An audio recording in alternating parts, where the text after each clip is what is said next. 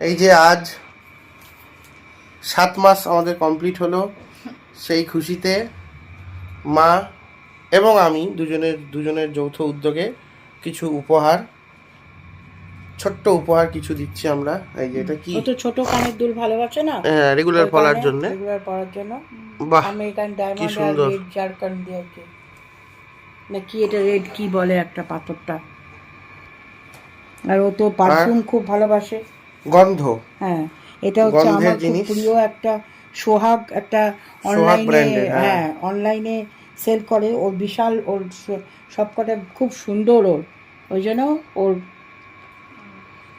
সোহাগের বাহ, পারফিউম। আর এই যে ডায়েরি, খুব সুন্দর গন্ধটা। নাও। ডায়েরি? বাবি কি দিয়েছে?